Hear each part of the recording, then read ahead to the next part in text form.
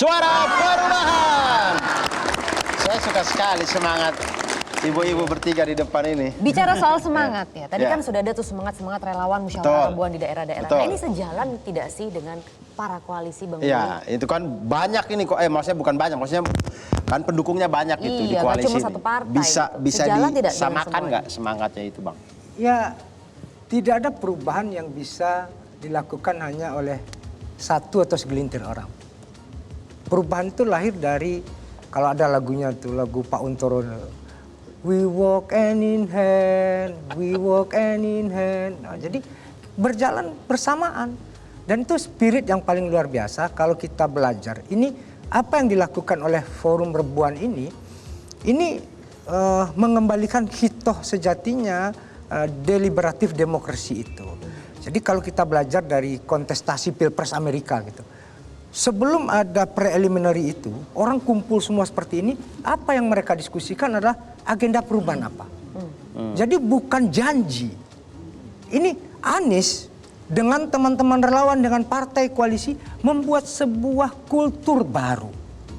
Jadi kita agenda ini kita susun bersama. Oke. Itulah yang kemudian melahirkan rekomendasi-rekomendasi. Karena sedari awal Anies menawarkan sebuah gagasan, sebuah praktik yang namanya kolaboratif.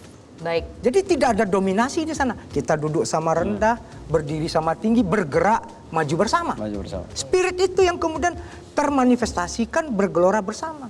Yang kedua apa? Tidak hanya menyusun agenda, tetapi disinilah kemudian kebersamaan itu hadir. Baik. Karena dia tidak berjarak. Kalau ini kan seperti tuan dengan hamba atau seperti idol dengan fansnya. Ya. Biasanya kalau yang janji-janji itu Bang. Ya, maka ini tidak lahir dari janji. Tapi ini lahir dari kebutuhan konkret, hal yang nyata, hal yang ada. Tapi bagaimana supaya kita membedakan, oh itu bukan hanya sekedar janji. Masyarakat kan sudah banyak yang apatis. Karena banyak selama ini cuma janji-janji belaka ya. Gini, teman-teman lihat. Ada namanya political responsibility. Ketika Anies menyelesaikan tugasnya sebagai gubernur, dia sebelumnya tanda tangan kontrak sama JRMK. Jaringan Rakyat Miskin Kota di Jakarta. Ya. Apa yang sudah dilakukan? Dan semua dipertanggungjawabkan, mana yang belum. Jadi hal yang tidak bisa dipungkiri ada dua. Satu yang sekarang paling top, jejak digital. Maka hati-hati bersosmed, bersmartphone. Semua bisa di-call kembali dan itu ada jejak. Yang kedua adalah jejak rekam. Citra itu bisa dibuat, janji itu bisa diucapkan. Tetapi jejak rekam, Pak. Ini orang culas nggak sih? Ini orang khianat nggak sih? Ini orang korup nggak sih? Hah? Baik. Anies, kenapa saya ini melihat Anies tuh ya pemimpin yang sederhana. Kalau kita lihat tuh di Iran ada tuh Ahmadinejad. Itu pergi ke kantor, Pak. Itu dibawa bekal sama ibunya, Pak. Ini pemimpin yang benar-benar sederhana, lahir seperti kita bersama. Nah inilah kemudian yang harus bersama-sama, maka kemudian dia tidak berjarak. Baik. Ini yang kemudian yang ditanya tadi, kolaboratif dan deliberatif. Musyawarah ini mengembalikan kultur kita biar kemudian asal Bapak senang. Oh ini agenda titipan. Itu terfokus semua ya. Dan yang terakhir ini petugas partai. Ini gak ada, Pak. Ini pelayan rakyat nih. Tapi saya keingat terakhir ada juga tuh yang katanya dekat-dekat dengan rakyat, ternyata dolar 15.000. Sorry. Silakan, ada abang-abang yang ingin bertanya. Dari tadi sudah ada yang ingin bergabung juga ya. Saya. Silakan. Assalamualaikum warahmatullahi wabarakatuh. Selamat malam. Saya Diki dari Relawan Amanat Indonesia. Yang ingin saya tanyakan adalah seberapa jauh pentingnya profil identifikasi atau tadi yang disebut dengan rekam jejak untuk memberi pengaruh terhadap para pemilih yang masih ragu agar menggunakan hak pilihnya itu dengan menggunakan hati nurani dengan akal budi pada pemilihan 2024 nanti. Terima kasih. Boleh, ini mungkin boleh dijawab oleh Prof kali ya. Silakan Prof. Baik, jadi begini Mas, pentingnya rekam jejak itu kita melihat profil orang di belakang. Dan itu yang kita lihat rekam jejak tidak sehari, 2 hari atau 3 hari, tapi jauh. Sehingga nanti kita bisa membuat pola di situ. Bisa membuat pola. Kemudian menilai karakter gitu. Sebagaimana yang disampaikan oleh Mas Willy tadi itu. Orangnya seperti apa? Culas enggak? Kita lihat polanya gitu. Boleh dalam kasus ini kita melihat Mas Anies ketika di DKI. Itu 5 tahun cukup untuk kita melihat yang namanya rekam jejak. Itu sudah ada pola itu. Diambil 1 tahun boleh, 6 bulan boleh. Sehingga kita tahu apa yang dilakukan di bidang pendidikan, di bidang ekonomi, pengentasan kemiskinan misalnya, mengatasi problem-problem musiman seperti banjir dan segala macam. Itu kan akan datang itu selama 5 tahun. Jadi sebenarnya menilai Mas Anies itu ya menilai rekam jejaknya, apa yang 5 tahun dilakukan. Baik. Sehingga apa yang kita sampaikan kepada masyarakat mestinya adalah potret utuh agar mereka mampu juga membuat pola. Sehingga dia akan membuat penilaian yang pas begitu. Baik. Tapi kadang orang memang tidak bisa menyampaikan sesuatu karena memang orang itu tidak ada rekam jejak yang bisa diceritakan gitu. Ya, makanya ada dia kesulitannya lari, di situ. Makanya dia lari aja. Kalau dari Mas Sahrin Saya setuju? ingin tambahkan satu hal Apa tuh? terkait rekam jejak.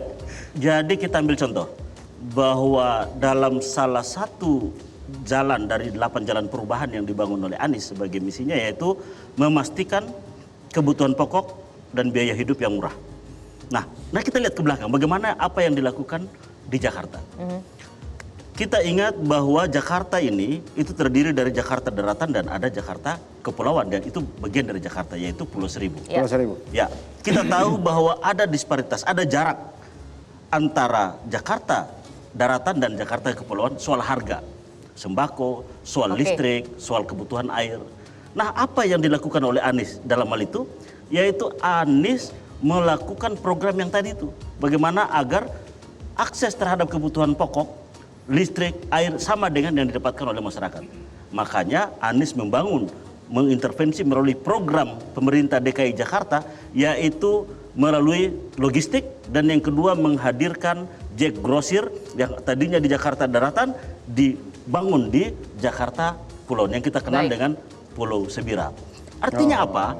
Begitu pula kita yang ada di Jawa, mungkin yang ada di kawasan timur, yang ada di kawasan barat, ini terjadi perbedaan tentunya. Perbedaan harga atas kebutuhan-kebutuhan pokok.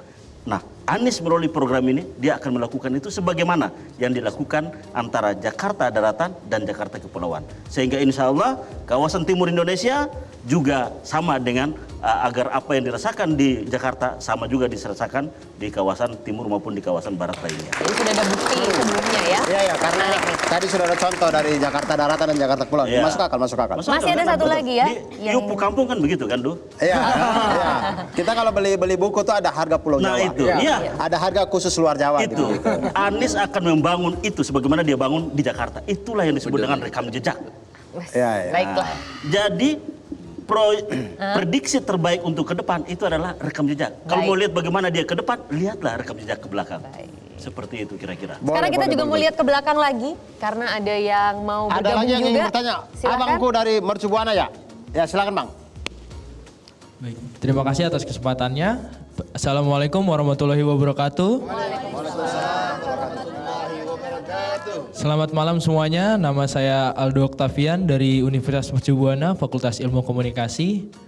Jadi pertanyaan yang saya ingin ajukan itu adalah bagaimana caranya meyakinkan generasi muda, khususnya mahasiswa yang banyak sekali aktif di media sosial dengan adanya banyak buzzer-buzzer yang notabene sama-sama menjatuhkan satu sama lain begitu. Dan juga bagaimana menyatukan tujuan antara tujuan calon pasangan Anies Baswedan dan Caimin ini soal perubahan yang dimaksud dengan tujuan rakyat khususnya mahasiswa yang bisa dibilang kritis sekali gitu atas perubahan itu tersebut. Terima kasih. Baik, terima kasih banyak Bang. Silakan mungkin Bang Willy bisa langsung menjawab. Generasi milenial dan Gen Z ini mayoritas pemilih kita hari ini. Dan berdasarkan beberapa riset, mereka adalah manusia yang paling peka terhadap perubahan. Kenapa? Mereka paling galau dengan pekerjaan. Betul. Ya. Jadi isu yang paling dominan, kenapa mereka ingin perubahan? Karena mereka yang paling galau dengan perubahan. Ini gue tamat, gue kerja apa ya? Masa mau S2 gitu, S3 gitu. Uang aja nggak ada gitu. Ya. Nah, Atau jangan-jangan bidang yang dia minati sudah diganti robot. udah pasti. Bukan hanya itu, ada subjeknya kayak Abdur, teknik, terus nanti jadi teller bank gitu kan. Iya, Nah, iya. yang penting dapat kerja aja Iya, dulu gitu kan. betul. Jadi konteksnya mereka yang paling adaptif dan mereka yang paling galau dengan perubahan itu. Nah, isu lapangan pekerjaan itu 96% itu terjadi di kita. Kalau dulu di masa 90-an awal, 1% pertumbuhan ekonomi itu bisa menyerap 400.000. Tapi kalau hari ini, 1% pertumbuhan itu cuma bisa menyerap 160.000. Oh jauh ya. Jauh, Abdur. Nah, itu belum lagi apa yang mau dilakukan. Maka kemudian generasi inilah, generasi milenial, generasi Z ini yang menentukan maju mundurnya. Anies kebetulan adalah orang yang mengerti, dibesarkan dari Fakultas Ekonomi.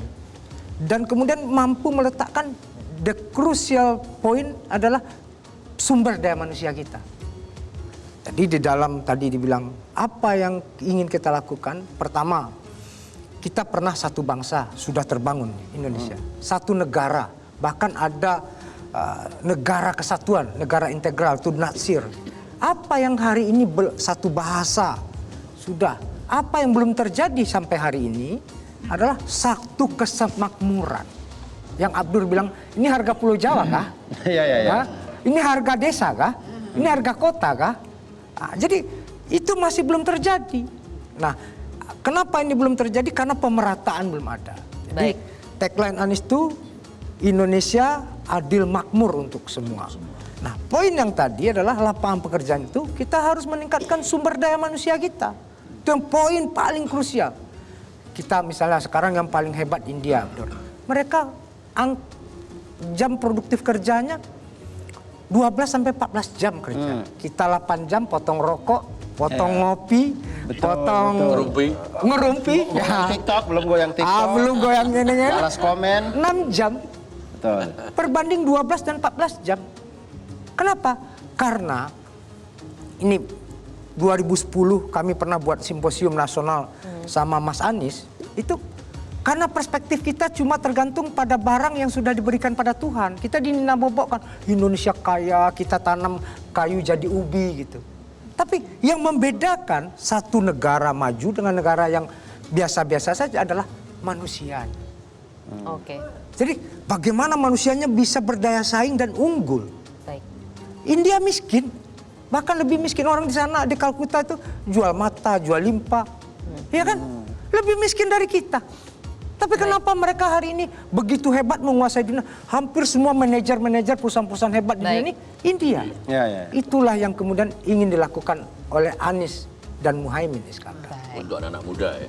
Untuk anak-anak muda. Untuk anak-anak muda itu semoga menjawab ya. Jelajahi cara baru mendapatkan informasi. Download Metro TV Extend sekarang.